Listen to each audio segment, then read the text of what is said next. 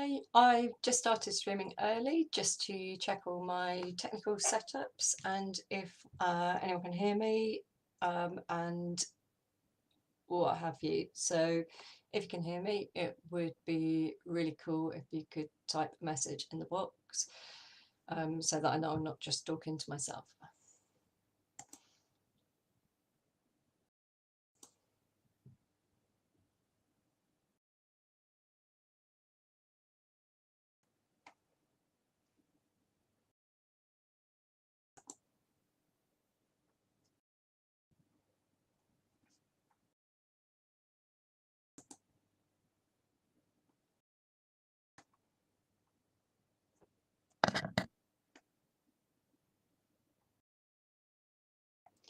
Oh, hi. Can you hear me okay? Because last time I did a stream, my microphone wasn't working to begin with.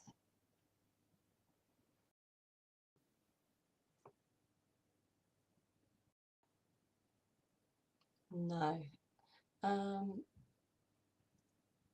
Let's see. So what I'm going to do is have a go at opening up my Logitech app and make sure that the sound is working.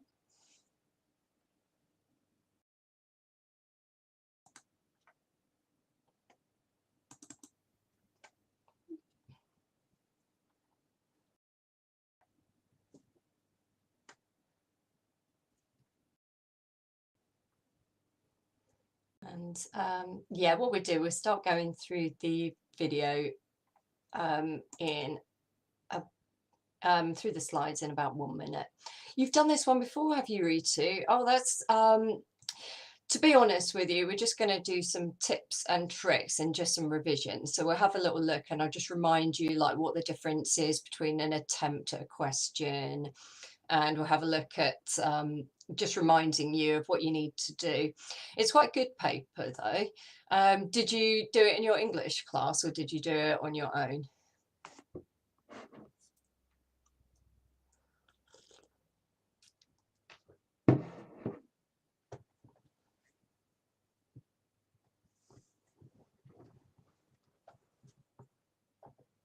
Oh, you did it at home, cool. So hopefully like you'll know what the reading source looks like and you will be able to just pick up the tips and tricks. I don't know if you had a look at the mark scheme when you did it at home as well. And what we're going to do as well, when we get on to question 5, we'll have a think about, so it's not just the question 5 from this paper that I've put here. I put the question 5s from like about 3 different papers, so we can talk about some creative writing as well. So that's cool. What do you think your strongest thing is, Ritu? What do you think you're best at, the reading section or the writing section?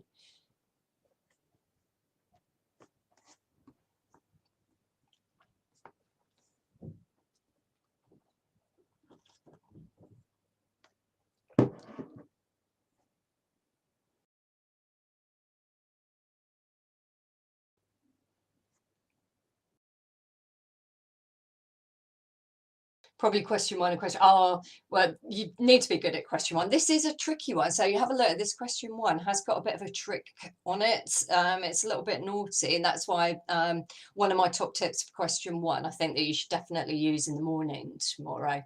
So, oh, you think your creative writing is your weakness? Oh, I bet it's not. I bet you're really imaginative.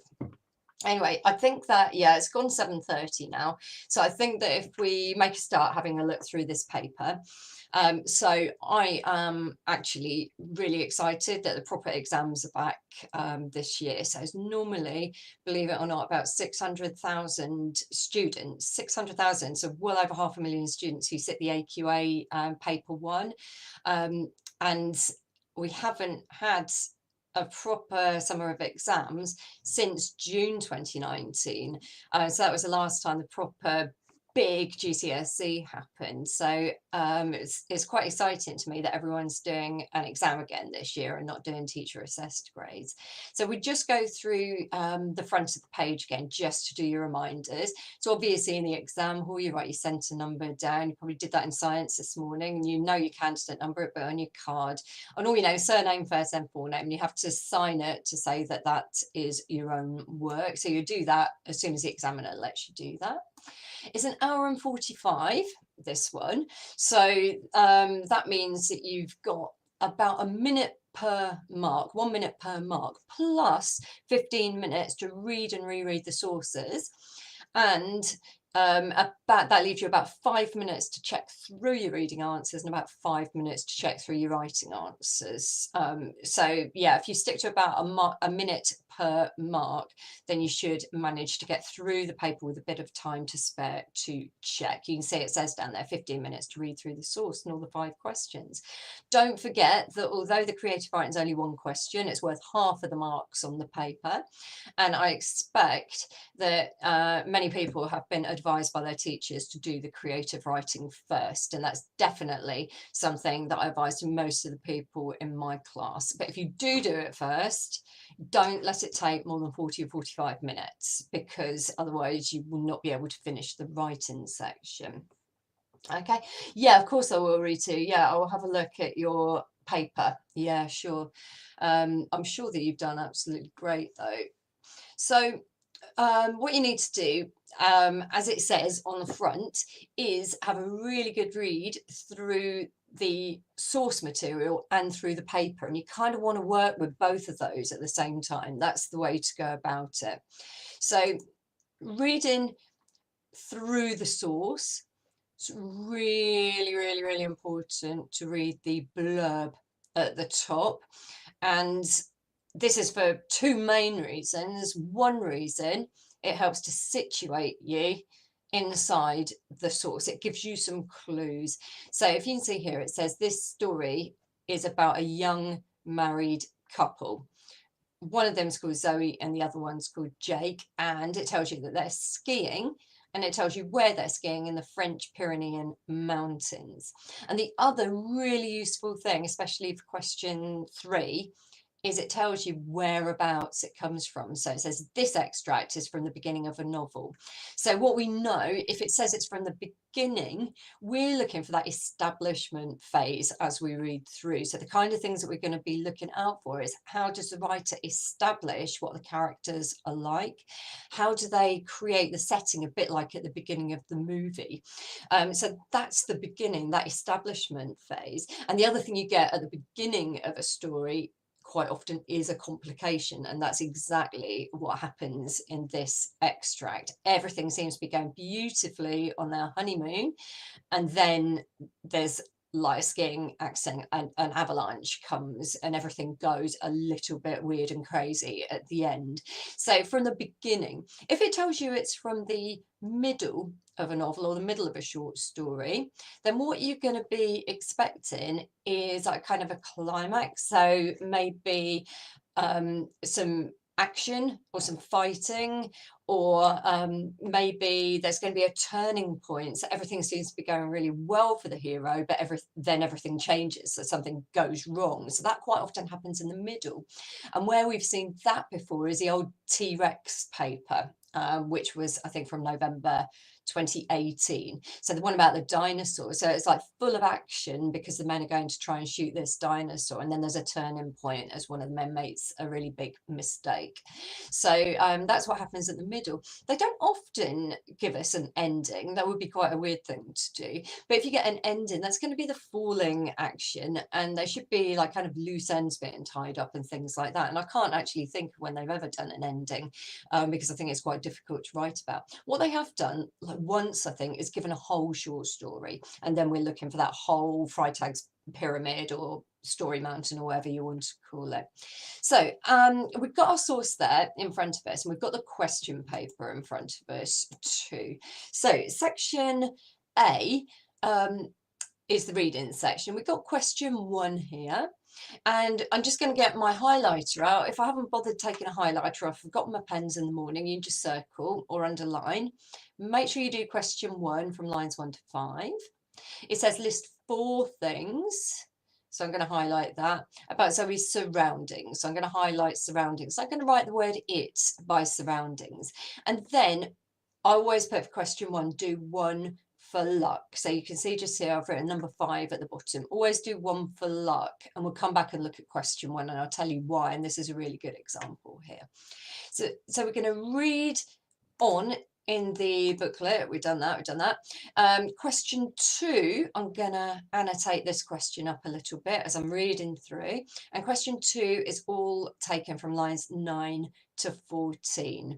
And it says, how does the writer use language to describe Zoe's feelings? So I'm going to go back in my source and I'm just going to put a box around these lines for question 2 here, and I'm going to write by the side of it Zoe's feelings. So if I go for a second read through the source, I know that that's what I'm focused on, how she is feeling. So back to question 2, I'm just going to write a reminder to myself. The technique that I use for this one is PEAS, point, evidence, analyze or zoom in, and then finally symbolize. We're going to try and take it a little bit deeper. We're going to take that analysis a little bit deeper. And I've just put another couple of tips, which I wouldn't write on the exam paper. This is for you watching. Try and choose your best quotations. So don't always go for the ones that look really, really obvious. Try and choose the best quotations that you can actually say something deep about them. Okay, so just because she says like I am an eagle and you're like that's a metaphor, I know, you might not actually have anything to say about eagles. You might not even be sure what kind of bird an eagle is. You might not even know it's a bird. So make sure that just because you know it's a metaphor doesn't mean it's the best one to write about. Choose the best quotations. And as always, this third bullet point, sentence forms, I don't think writing about sentence forms is very useful. So I always just cross that one out because I don't think it's bringing anything to the party at all. Question 3, I'm going to annotate the question. So this time it's the whole of the source. So I don't need to go back to the source. I know it's about the whole of the source. And if I only write about a bit of the source, like the beginning of the source, then I'm very unlikely to get more than about 3 out of 8 on this question. Okay, so if I just write about the beginning, I'll probably get 2 or 3 out of 8, even if it's amazing. Okay, as I said before, it is from the beginning of a novel and got a little reminder here. You could choose a declarative sentence for a sentence form, but like I said, I don't think you can really say anything deep about it. I don't think it's really adding anything, whereas there's so many nice words and phrases in there that I think it's just like much more interesting to stick to words and phrases. One of my co-examiners once said, I've rarely seen anyone say anything interesting about a sentence, and I would tend to agree. Yeah, this one does have a bit of a circular structure. So when we're looking at question 3 now, yeah, it kind of starts at the beginning when they're at the top and it ends when they're at the bottom. So it's kind of like nothing's changed, and yet everything has changed. So it has got a really interesting structure, this one. That's what's quite nice about it, and that mood changes. So what I'd say is you're thinking about the beginning, the middle and the end. Sometimes it's almost like a half and half, so watch out for that because that does happen quite often rather than beginning, middle and end. If you just want a really quick thing to remember for tomorrow, if you're still shaky about structure, just remember tip top. So does time change? Does place change? Does topic change? Does the person change? So here, for example, it shifts from Zoe's perspective and it shifts over to Jake, or Jack, or whatever he's called. So it kind of shifts between those two people. It starts at the top of the mountain when they're happy, and then the bottom of the mountain where they're trying not to get covered by this avalanche. And a really, really good tip for question 3 is have a look to see where the question 4 extract starts. So the weird number they give you for question 4, have a look at where that starts, because quite often there's a real shift in mood or a shift in tone at that point. And that's my other tip for this last one. Any other structural features that interest you? And I think that looking at how the mood changes is really important. And mood changing happens in this particular extract quite a lot. They are quite like peaceful and like really, really happy at the beginning, and everything starts to go terribly wrong at the end. So the mood goes from kind of excited and anticipating to kind of like quite dark and sinister. And are they dead? We're not sure they're going to get out alive. So watch for the mood change, and how structure is used to change the mood. So Oliver, don't worry about declarative sentences. Like I say, I don't really feel that declaratives are bringing anything to the party particularly. If you have a look on this one, which you'll probably be able to download from underneath one of my other videos, and like if you're in my class, you'll have one glued in your book. It's just got some really nice structure language in there. It's first person, third person, omniscient, establishes, all that sort of thing. Okay, so that's your question 3. And then question 4, again, we've got lines 28 to the end. So we're going to go back in that source and we're going to annotate those lines. So there's 28, it's a bit random. So that's where it starts, little arrow so that we know it goes over the page all the way down to the end of the source. And you can see what I've annotated here, the 2 parts of the question. So question 4 does have the 2 parts. This is what it's asking us to agree with. She's so slow to react to the warning signs. It's really dangerous. So if you see on the source, I've just reminded myself, is she slow to react as we reread it? Is it really dangerous? And I've just done that both so that I don't have to kind of keep flicking. I can just focus on the source and do my underlining of the quotations that I need there. Okay, so that's your question 4. And then the other thing that I've written on question 4 as well is the little mnemonic to jog my memory. So question 4 is for your C's. So we've got S for statement. Do you agree or disagree with the statement? And which bit of the statement are you agreeing or disagreeing with, or partially agreeing? Evidence, that's your quotation. Unless you're talking about structure and say this happens, that's fine. Inference. So what does this literally mean? What does it suggest is going on? Then what you want to do is zoom in on some really, really good language. So if there's a nice metaphor in there or a powerful adjective or something like that, you zoom in on that and say what the effect is and how it shows that she's slow or how it shows that it's really dangerous. And then evaluate. So you're just summing up why this makes you agree with the statement. And in this one, I'm saying you should do all of these. So whereas for question 2, I don't think writing about sentences is really helpful. Here, I think all of these bullet points are very helpful. In fact, they're essential. You have to consider her reactions. You have to write about how it's dangerous. And you must use quotations. Now, if you forget to zoom in on the language, it's not the end of the world, but what it means is you can't get top of your mark level band. So for example, if you're going for mark scheme level 3, which is kind of like a 6 or a 7 GCSE grade, if you forget to analyze any language, you can't get 15 out of 20. The most you can get is 13 or 14. So you'll still get level 3 on the mark scheme, but you won't be able to get the top of level 3 if you forget to zoom in on the language on that one. And this is really, really important. This is a 20 marker. It's a 20 marker. It's like a little essay. Even if you write the most basic little paragraph, even if you only do one C's paragraph, you can pick up 4 or 5 marks like really, really easily. If it's just simple and basic, you can pick up 5 marks. And think about it, how hard you have to work, where is it, on question 2 to get 5 out of 8. And you don't have to work hard at all to pick up 5 marks on question 4. So don't skip it. Even if you spend 2 minutes writing the most basic C's paragraph, just do it. Preferably give it the full 20 minutes and give it a good go, but don't just skip it because it's 20 marks and it's hard.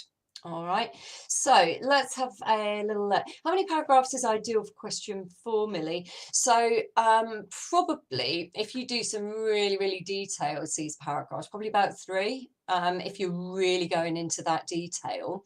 If you're doing like some quite quick ones, maybe between 4 and 6. So I'd say kind of 3 as a minimum, and 3 if you're really getting into that detail. And we'll have a look at some examples in a second.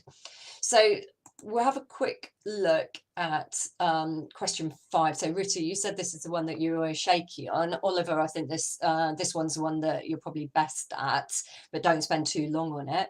As I said before, you can do them in any order. So I'd suggest you might want to have a really, really good think tonight about if you can do this writing first and kind of get it done.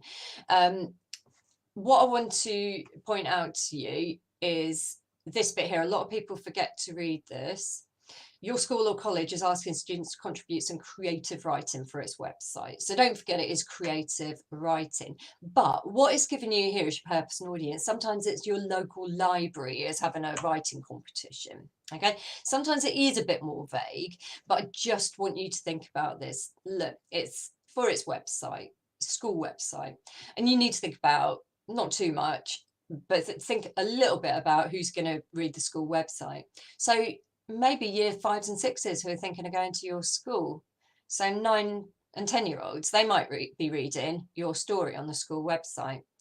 Parents who like going on the website, they might be reading it, or even the parents of these years 5s and 6s.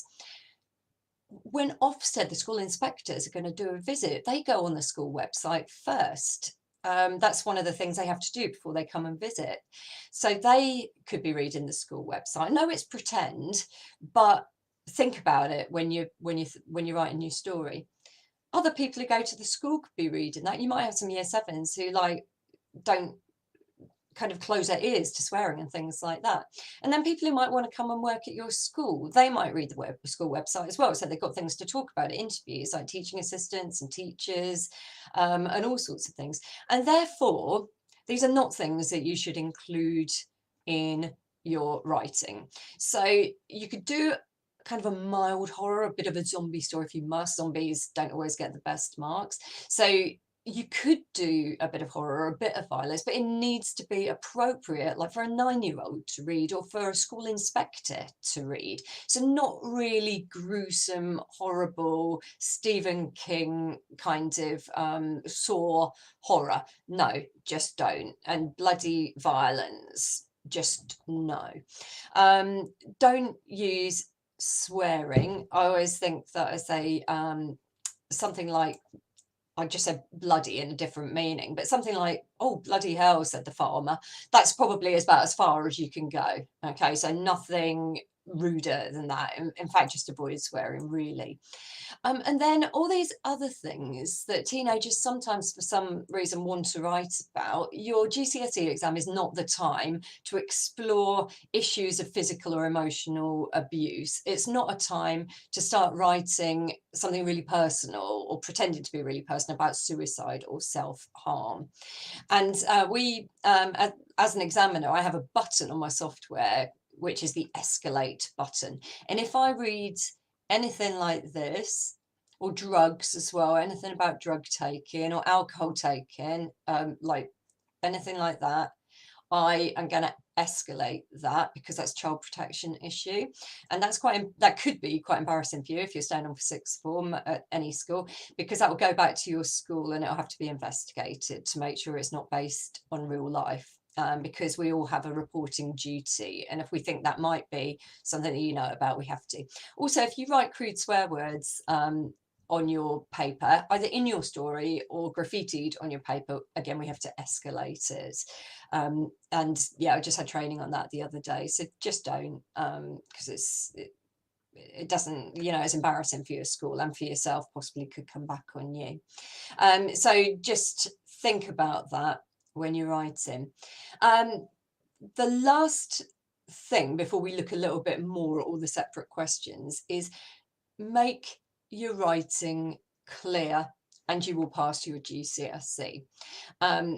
Don't overcomplicate it. Keep it really, really clear and enjoyable. I would say it's kind of, you probably get a better mark if you write really clearly and punctuate really accurately, but your stories are a little bit boring, then if you try to use like a load of crazy imagery and some of it works and some of it doesn't, you're more likely to get a better mark if it's like if you're just trying to pass, if you make your writing clear and consistent all the way through. If you're a very, very good writer and you know that you've been told loads of times by your teacher, you're brilliant at imagery and similes and things like that, and using dialogue, then absolutely go for it. But if you're on that borderline between a pass and a fail, just make sure it's clear, even if it is a bit boring, just make sure it's really, really clear and accurate. Okay, let's have a look at some of the questions over here then. So Roman, yeah, I am going to look at a question 4. So what I have got is actually for all of the questions, I've got some answers off of the mark scheme, and it, like looking at the model answers off the mark scheme, it really goes through that C structure. That's kind of where I think they made it up from, by looking at those examples. So there's a couple of nice examples there that we'll have a look at. Hiya AJK. For question 5, would you rather go for the story or the other one, and why? Oh, I couldn't even tell you. When I mark them, I absolutely love reading both. I probably prefer reading the stories, to be honest with you, but in a way, when someone writes description, it's easier to kind of give the ticks, because when it's a description, you're like, yeah, effective simile, yeah, lovely vocabulary. Whereas in a story, sometimes you can get so engaged in it, you're like, I have to go back and annotate it afterwards. I love both of them. You do what your teacher has told you you're best at. Okay, if your teacher says you're equally good at both of them, then what I would be doing is what I'd advise anyway, kind of make it really, really descriptive, but just put a little bit of plot into it. Okay, I'm going to whiz back and go and look a little bit closer at the reading section again. So the first thing, actually, this is a little technical thing. In your exam booklet, they give you about 2 sides, questions 2 and 3. But some people have really big writing, so they give you an extra side. So it's called extra space because you're not expected to fill that up. That's for people with big loopy writing. Okay, now the other thing is you shouldn't need to ask your invigilator for extra paper, because right in the back of your booklet, they give you kind of like a booklet of extra paper at the back. But what you really need to do, you can see it just here, write the question number in there. So if you need extra space, like for your story, for example, if you've got a lot of dialogue and it's really spread out, you'd write question 5 here and then carry on writing your story. And that's great because that all just gets scanned in then, and they kind of use clipping software to put it all together, smoosh it all together. If you start using extra pages outside the booklet, it gets complicated. So yeah, this is on questions 2 and 3, this little extra page. And there's a whole little bunch of extra pages right at the back of your booklet. So if you need extra paper, you can go in there. I always say plan in the booklet, because you can always pick up 1 or 2 extra marks for your plan if you run out of time and you don't get to make all your points. You really can. So do your planning in the booklet. Okay, so yeah, we talked about question 1. My top tips for question 1, do one for luck, and I'll show you exactly why. Let's go back in the source and let's scroll up a bit, and you can see here your 4 points.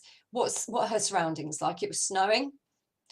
Gentle 6 pointed flakes that look like a picture book was settling on her jacket sleeve, those 2. The mountain air prickled with ice, that's 3. It smelled like pine resin, that's 4. So that's easy. If you do those, you're laughing.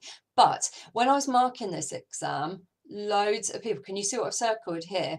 It says, loads of people wrote, her Pyrenean resort village was across to the west, because they have misread this punctuation just here. What it actually says is, several hundred meters below lay the dark outline of St Bernard, their Pyrenean resort village. End of bit. Across to the west, the irregular peaks of the mountain. Do you see how easy it is to make that mistake?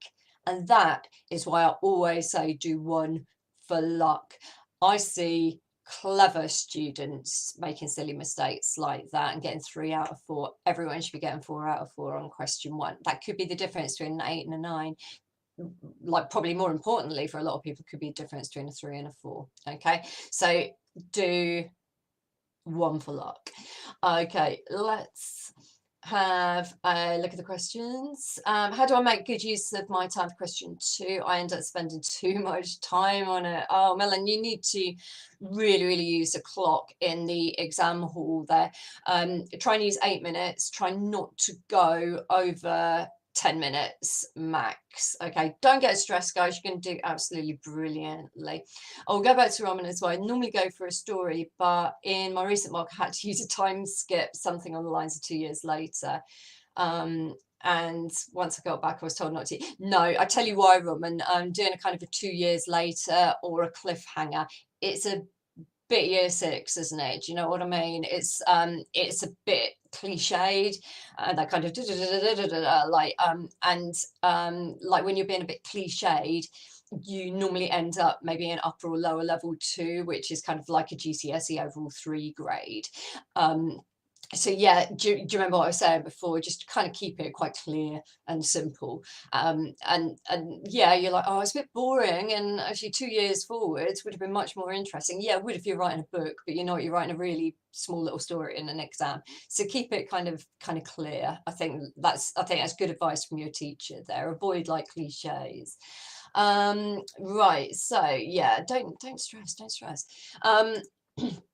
Where were we? Question 2. So yeah, I had a question like, how do you make your the best of your time on question 2? Really good question.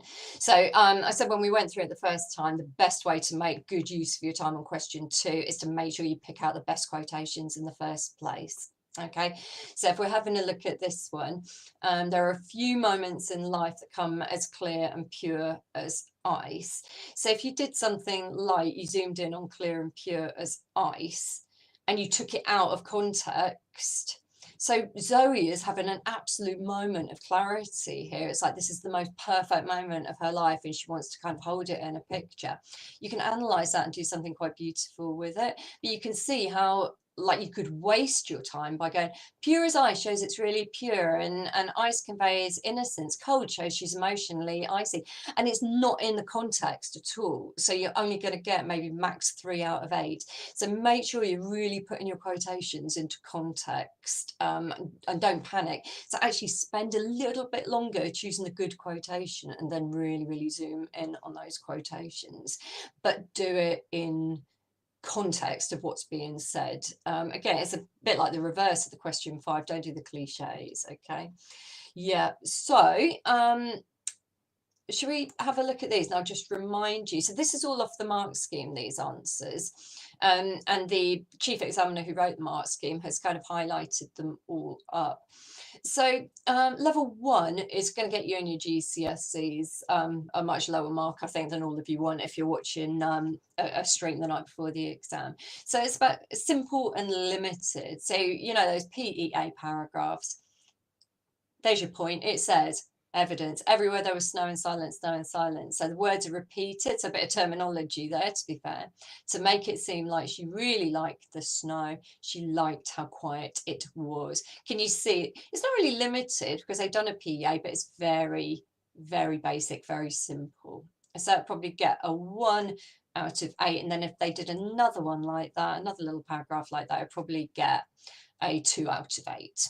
Okay, now you have a look at level 2, and if you get 4 out of 8, then you're on for passing your GCSE. Okay, so it's not a bad place to be, but you need to be at the top of level 2. So this is 3 or 4 marks, and it would be a GCSE 3 or 4. And the repetition, there's the point. So they've put the terminology in there of snow and silence, and the writer's use of alliteration emphasised that Zoe felt happy to be surrounded by the whiteness of the snow, even if it was cold. The repetition of silence makes it seem like she also enjoyed the peace and quiet in the mountains. So what you can see there, another word that I always use for 2 is attempt. Can you see where it says attempt here? They've shown some understanding. It's not very deep at all, but they've really had a good attempt at analysing. So again, if you did like 3 paragraphs, which are a similar quality, that you probably would get 4 out of 8. And who knows, you might actually hit one clear point. So this isn't a bad place to start. Like your point, evidence, It's more of an explain rather than an analyze. So try and zoom in a little bit more. How many marks out of 80 for a 7? Oh my gosh, Dahlia, if I could remember the last mark boundaries, and they're going to make them slightly easier for you this year, the boundaries. But I would say that if you get for each question consistently the top of level 3, you're probably going to be on the boundary between a 7 and an 8. It's roughly there. So I'd say if you're top of level 3, you'd probably be looking at a 7. Okay, so if you have a look at level 3, then it's clear and relevant and you're explaining things. Yeah, about 70%, Oliver. That sounds a bit about right. You're maidenless, Ewan. Oh no. Miss Kendall, you're jobless. How rude, Snow Patel, honestly. So level 3, clear, relevant explanation. The writer describes Zoe's joy and satisfaction at the moment that she realises. So you see, even in the point in this PEA, they're starting to like zoom in a bit deeper. It's quite clear already. Here's the quote, everyone was staying silent. So they keep using the same quote, but you're just showing how it's getting better.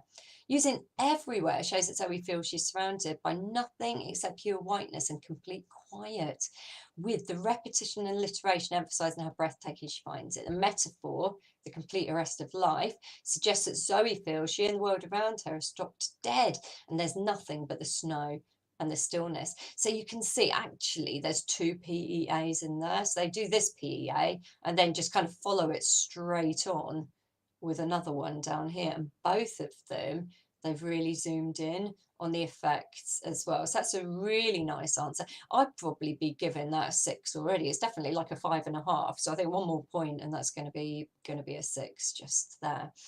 I do, Emily. I know it's terrifying. Have you got your hairbrush, Emily? Your hair's looking a bit messy. Get it brushed. So the last one is perceptive. It says perceptive, comma, detailed, but actually they've changed that mark scheme since this exam came out. It's perceptive or detailed now. So actually, you can do it just by keeping on and really going at that quotation. The writer presents a linked image starting with the alliterative snow and silence through to the extended metaphor of complete arrest of life, a rehearsal and a pre-echo of death to describe Zoe's feelings. You can see this is perceptive, this one. The repetition of the words snow and silence and the use of everywhere suggests that she feels at one with the surrounding expanse of unspoilt whiteness. And the feeling of absolute purity and stillness is described as a complete arrest of life, a metaphor. And this is where it's really, really perceptive. The Zoe's feeling of moving from the natural world to the spiritual world. So it's almost like she's having this kind of God encounter there where life has been stopped as if it's dead. So you can really see that is detailed because they've got like 1, 2, 3, 4, 5, 6, 7, 6, like 6 quotations in there. So it's almost like 6 PEAs, but because they've like explained it like so in such a deep kind of way, they've been able to make all these points without it being much longer than this one. So that's why I put the S into the PEAS to try. Can you see if there's like some kind of symbolic meaning? So is there something godly or spiritual going on or whatever? Does something symbolize something? I don't know if some of you have done that paper with Mr. Harpot, who kicks his daughter out of the car and makes her walk and go and collects the flowers, and she sees some stars in the distance. When you think of stars, you think of horoscopes and like your future being mapped out in front of you, and that's like your perceptive detail because it's a little bit symbolic and deep. Right, I saw Oliver talking to someone about this one. Who's stuck in a speech loop? Me? Oh, I love it. Yeah, he's great, Oliver. He is my mod. Type in the box what's going on. I'll see if I can get my technical assistants to help me, Oliver. Tip-top paragraphs. Tip-top is how you might use them in question 5, but it's also just a little tip to look out for and see what changes here. As I said, look and see where question 4 starts because there's always a really, really big shift. What you must remember in your exam tomorrow, where it says structure, how is it structured? to interest you as a reader, you shouldn't be doing PEAs for this. Don't zoom in on the language. I remember that one of you asked a while ago, oh, right, okay, I thought you were talking about me, Oliver. That's all right, as long as I'm not, I do get stuck in a loop quite often. So don't start zooming in on the language for question 3, because you will be wasting your time. You only have your 8 minutes, 10 minutes max. And if you start to accidentally start analysing quotations to say that they're interesting, then you just basically it doesn't even get marked because it's not structure. We're looking at beginning, middle and end. How does a mood shift? Do we move from inside to outside? Is the time chronological, non-chronological? Is it fragmented? Normally it is chronological, but I think Ritu said earlier, sometimes you get circular structure. So it seems to start in one place and like loads and loads of things happen, and then it ends up in the same place and everything's happened, but nothing's really changed. In this one, we start at the top of the mountain and we move down the bottom of the mountain and there's been an avalanche, but yet the two are still together. So it's kind of like nothing's changed, but everything's changed. Definitely get big mood shifts on this one too. Do you know what, Lavish? I was going to talk about that later. What are the chances of 2 descriptions? It hardly ever happens that we get 2 descriptions. It's like I trawled back through loads of papers and it hasn't happened for years, 2 descriptions, but it could happen. And I'll say what I said earlier. If you like writing stories and you get 2 descriptions, just put a bit of narrative into your description. Put some story into your description and makes it way more interesting anyway. You know, you can do this kind of pictures, painting in words, and that's cool, and you can get full marks for doing that, and that's great.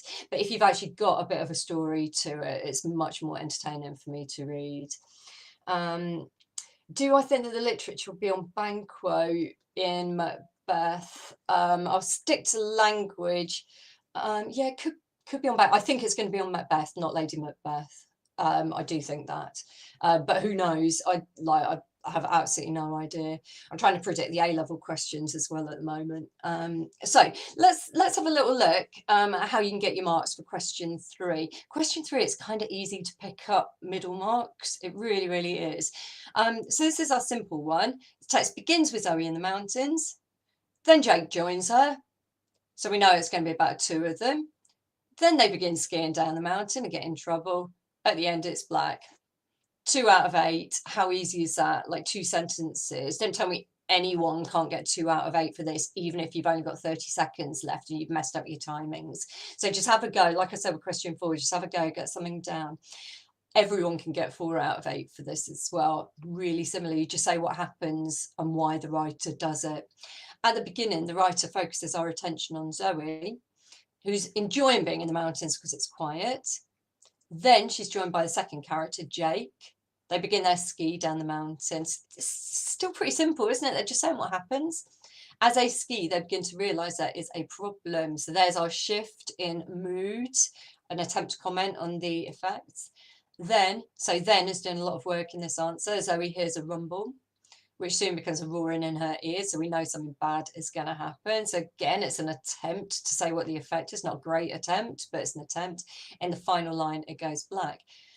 Do you see what I mean? Like if you go through this and just say this happens, this happens, this happens, this happens, and the effect of it is that, and the effect of it is that, you can get 4 out of 8, absolutely no trouble. So if you can get 4 out of 8 that easily, it's pretty easy to get 5 or 6 out of 8 on this question too, let's face it. Let's have a look.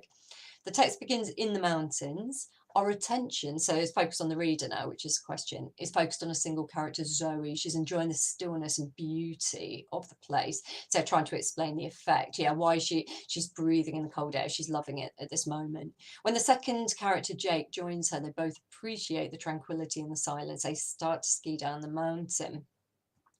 And so it's just describing, that's your evidence, just describing what's happening. Then the action moves forward quickly. Yeah, it all changes quite quickly. So that's a good spot. And I think that might be the bit where question 4 starts, actually, as they're carving, matching parallel tracks through the fresh snow. But an interruption occurs as Zoe looks at the beautiful pillar of what looked like grey smoke. At this point, we experience a sense of panic. So they're really spotting those moods shifting here, which is really good. it was an avalanche, and the pace becomes really fast. The avalanche overtakes them. And then in the last line, so analysing, everything stops because Zoe blacks out. So they've all said Zoe blacks out, but this one's actually explained it. So again, there's nothing really, really deep or really clever that's been said here, but it's just always said this is the effect. It starts with Zoe because she's admiring the beauty and the tranquility. Then it moves to Jake. It's really quite simple. Now this top answer, we've got Zoe's, the beginning presents Zoe's state of mind. So you see straight away it's a bit deeper. So it's like inside her head, what I was saying about going from inside to outside. She's at one with the mountain, it's purity, serenity, and stillness. They kind of almost nicked that off a question too, but it's fine. This is reinforced with dialogue. So there's some technical terminology. Introducing Jake, they both enjoy the tranquility, the silence, and at this point, they naively feel a bond with the mountain. So they feel at one with nature. Actually, nature's more dangerous than them, which appears harmless. But the tone and moods soon change. Mood is so important as they start to ski. Jake hits the west side, so he's carving much parallel tracks in the east. So we're taking fast pace. So again, this person said fast pace too. Down the mountain. The narrative then stops abruptly. The skiers stop concerned, and we've got that evidence in there again. They and we soon realise it's an avalanche. So like we realise the same time as these guys do. This is also helping with question 4 at this point too. It's kind of looking forward to that. At this point, so we remain static. Jake is frantic. So I've noticed the contrast in how the characters are acting.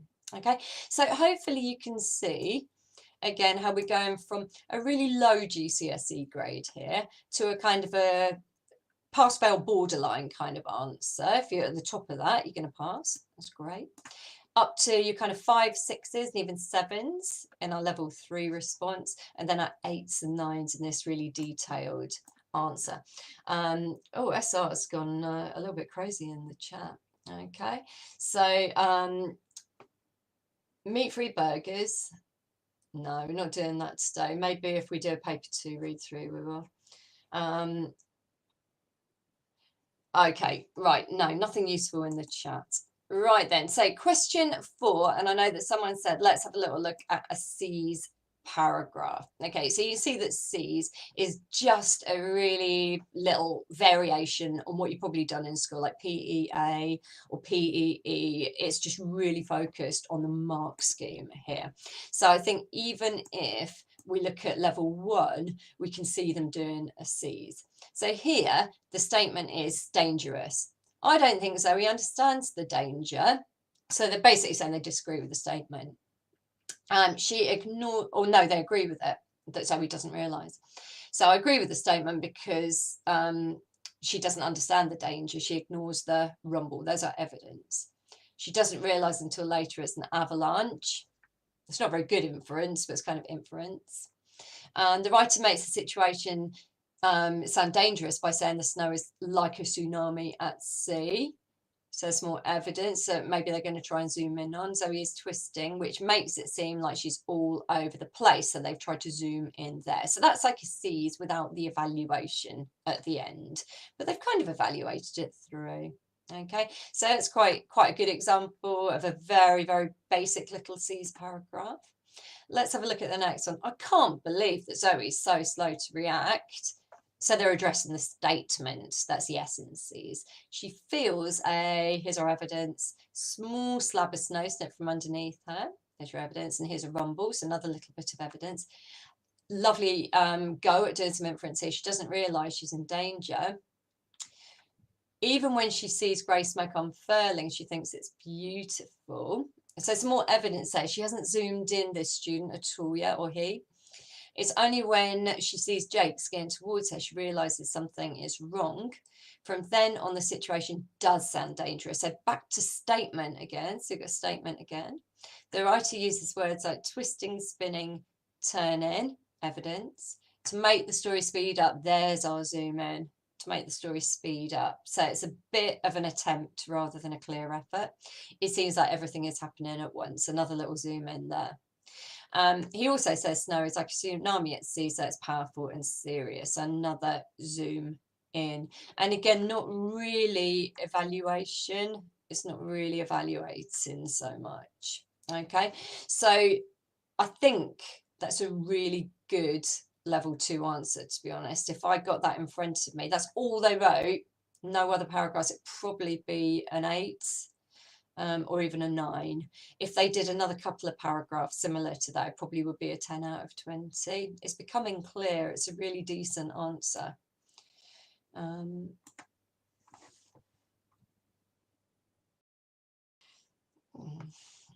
So level 3, this has to be clear. It's understandable that Zoe's slow to react. The signs of the avalanche are almost significant at the start. She feels a small slab of snow. So this is kind of doing statement and evaluation all in one just here. So that's nice and clear, making lots of points. Evidence, small slab of snow snipped from underneath her, and here's a rumble. There's your evidence. Evaluating small. When she sees a grey smoke unfurling, she describes it as beautiful because she still sees the mountains as magical. It's only when Jake speeds towards her, screaming for her to take cover, that she recognises an avalanche is coming. And from then on, the writer makes the situation sound really dangerous. Okay, so still no zooming in there, but it's really responding to the statement. We're going to have some zoom in here, some methods. The approaching avalanche is compared to a tsunami at sea to suggest the snow has enough force to overpower Zoe and wash her away. And the triplet twisting, spinning, turning, so a bit of terminology there, you don't get any marks for it, not only increases the panic and the pace of the story, but conveys how quickly she's lost control of her movements in the hostile conditions.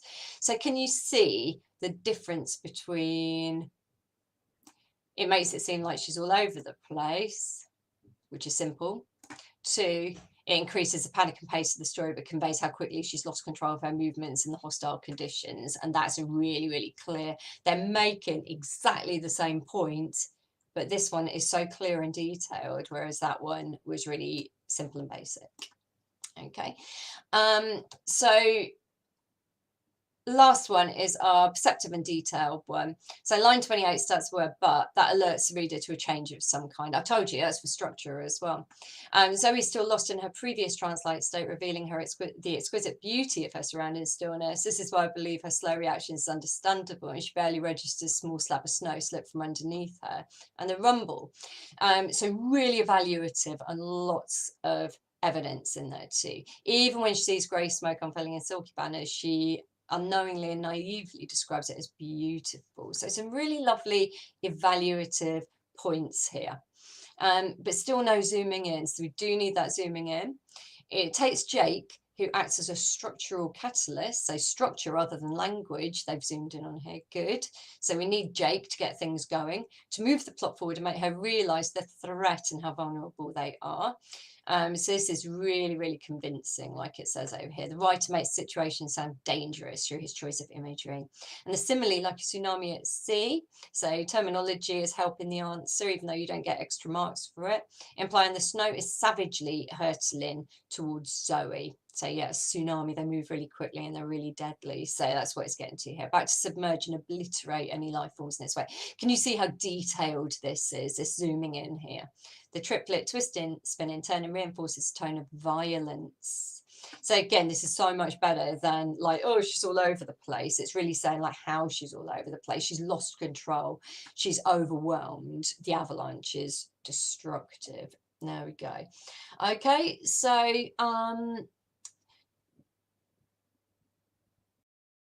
Dahlia, do you want to put your question again, because I've lost it in all of this nonsense here. So if you want to type in your question again, Dahlia, unless I have managed to answer it already. Snail, I'm not calling you hot. Seriously. If that makes me racist, then I'm really sorry.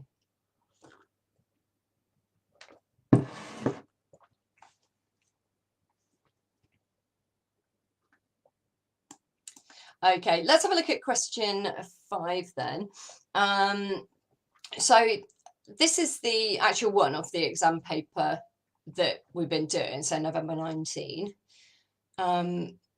And this was quite a nice one. If you think the resit paper, I hope none of you will be doing the resit paper in November, but it is quite close to Christmas when they do the resit, and it was quite a nice kind of like wintry, Christmassy like idea. And lots of people did write kind of quite Christmassy stories, and that was nice. I enjoyed marking those. They're quite imaginative. And then describe a place you think is beautiful. That was really lovely as well. So like it was quite inspiring, the one about the mountains. Let's have a look. Not literature, Oliver, but I'll do paper 2 one. I've got the old man one here, actually. I didn't say, I hope, Joseph, I didn't say anything racist, but unfortunately I wouldn't say that someone that I didn't know who it was handsome, and they said if I didn't say that they were handsome, then I must obviously be racist. So yeah, sorry. These are some of the other questions which you may or may not have seen. So someone was saying, what's the chances of it being 2 describes? Well, it's possible. It normally seems to be a description or a story. So here we've got creative writing for its website again. Describe a marketplace, that's suggested by this picture. Quite enjoyed that one as well. That was a summer one. Or write a story with the title Abandoned. This was November last year, I think, or the year before, maybe, I don't know. Yeah, local library here, creative writing. It's going to be in a booklet of creative writing. So again, library, really similar target audience to school website. A mysterious place suggested by this picture. I thought this was a dream. I think you all do Gothic, like in year 8 or year 9 or something. So real dream. And then the story option was write a story about an event that cannot be explained. So you can see up here, I wrote that. Sometimes they might say both of them are descriptions. Sometimes both of them might be stories, but usually it's a choice of either the story or the description. Okay, so there's 2 past ones, and you see it's either a story or a description. Sometimes a picture is not the description. Look at this one. So this was off the T-Rex paper. Write a story about time travel suggested by this picture. I think that's the big train station in New York, actually, but it looks really mystical there. Time travel suggested. So the story in this one's based on the picture. So that was fun. People did really, really well on that one. I loved it. And then this is quite a rare thing. Describe life as you imagine it in 200 years' time. That's almost like paper 2, isn't it? It's not exactly an argument, and it is a description, but it is non-fiction.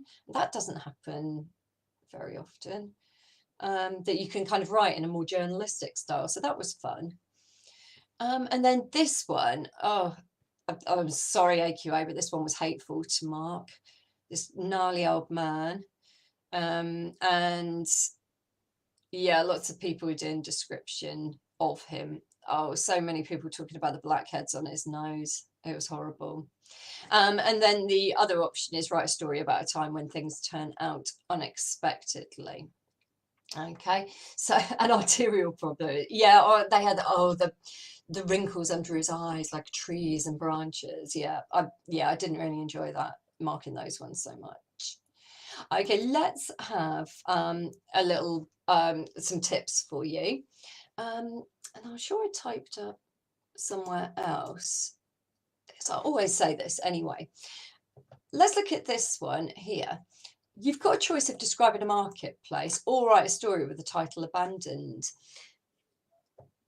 If you want to write a story with the title Abandoned and have someone or something being abandoned in the market, so you're using the market as a setting, but doing the story, then that is perfect, because you can use all of these details like to really, really establish the setting in your story, but then do that narrative because you like writing stories and you guys are good at writing stories. So that works brilliantly. It doesn't always work, but that one works. This one works brilliantly. A mysterious place suggested by this picture, or a story about a place, an event that cannot be explained. So this mysterious event could be a ghost or something in there. That could be the doors of a graveyard. Like, you know what I mean? So you can use the details in the picture as the setting for your story. Lots of students do that. It's really, really successful because it gives you somewhere to start, you know. Similarly, if you get a person here, like a person in this picture, a description of an old person, or write a story about a time when things turned out unexpectedly, perhaps you think that this is a frail old man, but you could put him as a character in your story, and actually he turns out to be like some gangland leader who's going around terrorizing the neighborhood, like a vigilante, or do you know what I mean? So if you get a person here, then maybe you could use that person in your story. So it could be the inspiration rather than going for boring teenagers in your story. So that's something that you can do. Right, I'm just having a look if anyone's asked anything. Did anyone do the paper with the rats? I'm trying to remember the paper with the rats. I don't remember the paper with the rats. Yeah, I'm just going back. Yeah, I think I'll wrap it up soon anyway, because I say that you're talking about other things. So I've only got 2 more slides to go. So I've got this one.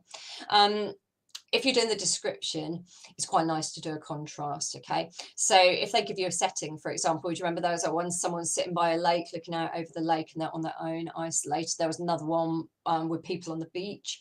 So you could do that same scene, set it in summer, and then do it again and describe it in winter. So you kind of got that contrast in your descriptive writing. That can be really effective. You could do it now and then. So thinking about that old person one. So you could maybe say, now you're an old person at the beach, but you remember when you were young, like a little kid, or when you had your first boyfriend, girlfriend, whatever, being at the beach. If you remember the one with the bus in London, so you could be busy versus empty. So it could be like the bus is really, really packed, but as the journey goes on, you're describing the journey, the bus could get empty, or the other way around. You could do a shopping centre, you could be a security guard or something. Imagine you're narrating from a security guard, and you could like be describing it when it's really, really busy and you're trying to spot the shoplifters or whatever, but then when it's kind of really ghostly and quiet when everyone's gone home. And then you could do a contrast of daytime and nighttime. It's like a fairground. Fairs always look a bit rubbish during the day when no one's there, but then at night time, obviously it's really, really different, or the other way around. So you could do it at night time when it's like a fantasy land and you're with your friends and everything, but then during the day when there's just all the litter strewn everywhere. Okay, so what I'd always say, even if you're doing the description, I like it if you can add a bit of plot, maybe a couple of characters to it. It just makes it a bit more lively, and the first person narrator is always good for that too. If you want to go away and have a little practice, maybe you could write a paragraph on a setting or a place. You could have a go at describing the weather, or think about some different characters and go away and just do some brainstorms on how you could describe some people.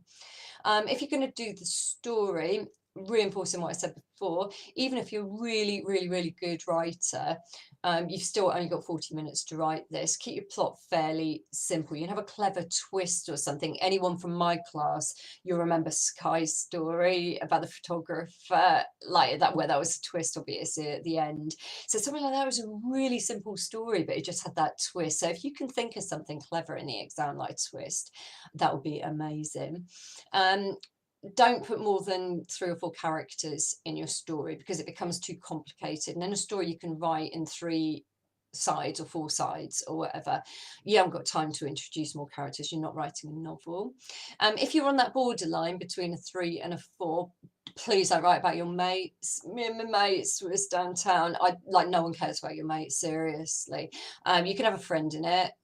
Make sure you develop their character properly, and always make sure, yeah, following on from that point, develop your characters properly. I said earlier, like the zombies can be good if you do them skillfully, but the trouble with zombies is it tends to be you and my 8 mates, and one by one they get turned into zombies, and seriously no one cares. Your your keywords for your creative writing: be clear, make your points clearly, punctuate clearly. Make sure your similes, metaphors, whatever, are effective. If you're not very good at similes and metaphors, it's better just to use good vocabulary rather than trying to do really, really cheesy, horrible similes. Okay, right, I'm just going to sum up and then I will say goodbye to you all and good luck. So In summary then, read through the whole paper so you know what questions coming up, and read through your source before you start answering wildly. Annotate the source. So put the brackets around for question 1, the brackets around for question 2, put a big kind of box around where question 4 is going to start, and annotate the key words onto the source. It will take you 30 seconds and really stop you from going wrong in the long term. Question 1, like write 4 statements, keep it basic, and just do one for luck. So it says do 4, just do 5, do one for luck in case you mess up. Question 2, the technique you're going to be using is, like if I'm your teacher, PEAS, so point, evidence, analyze, what does it symbolize, and zoom into the language. If you're from a different school, you might have used something different like PEE or like what, how, why, or whatever. But make sure you're zooming into the effect of the language. In question 3, the structure question, look for changes. So what changes? Is it the time? Is it the topic? Is it the person? Is it the place? Is it the mood that changes? We go from inside to outside, whatever. Okay, so what changes for question 3? So just basically just go through, say what happens when something changes and what the effect of that is. For question 4, make sure you're picking the correct lines. It'll be the second half of the source. Do both parts of the statement because the statement's kind of broken into 2 parts. So look at both parts of the statement. And the mnemonic sees statement, evidence, inference, zoom in and evaluate. It's really, really useful to make sure that you're ticking off every box in the mark scheme. For question 5, think about doing it first. Try and write a minimum of 3 sides. So that you can get like a lower level 3 or above. If you write less than 3 sides, it's quite difficult to get good marks because it's not sustained. Keep it clear and effective. Don't use, I keep saying similes, but whatever. Don't use rubbish similes. No, similes is probably better than rubbish ones. Okay, and then remember to read through and check your work. I'm going to be a bit gender stereotype now. I find that boys are really bad at checking their works. Boys, check your work, full stops especially. Okay, that's how you're going to make it clear. And there's a little thing. So good luck for tomorrow. I'm going to be really, really excited. Obviously, I'm not going to be marking my own students' work, but if you're out there and you're not one of my students from my school, then I might end up marking your work. I'll never know because we don't see your names. But honestly, you're going to be brilliant. This is a fun paper. You get to be creative. Good luck with it. Okay, let's, oh, hi user. Anyone else want a little shout out from school? No. Okay, I'm gonna stop my stream now. I could try, but honestly, I have no, like, I don't know how they do it. They just scan it all in Manchester or something, and we just get it. It just pops up on our screen in front of us, so no idea whose work we're marking, honestly. Right, if anybody wants to ask any questions, I'll hang around for about 2 minutes if you've got any sensible questions, and then I'll end the stream. Thank you all for your contributions today. Tip top, Roman, is does time change? Does topic change? Does person change? Or does the place change? Okay. Akil, you are really pretty. Is that all right? I've never met Akil, so I don't know. Just write them. Let's go back to it. Just write at the bottom. One polite. No, where are we? There. Yeah, can you see I put number 5 in the bottom? Just do it there. Should I say like and subscribe? I don't know if I'm going to be adding that much new content, to be honest with you, Oliver, and I'm way off getting monetized at the moment, although they do put adverts all over my videos. Yeah, Ritu, I will look at your work, definitely. You could make a character for question 5 on DCCF, but it might not work with the question that they give you. So why don't you think about a couple of characters and give them a little backstory tonight and kind of get them into your head, and then see if they fit into your description of your story tomorrow. That'd be quite a fun thing to do. Yeah, little backstory. And like I said, not your mates, okay? Not your mates. Oh, Snow, do I have to? Are you hot though? No, I'm from Pakistan. That's who's there, isn't it?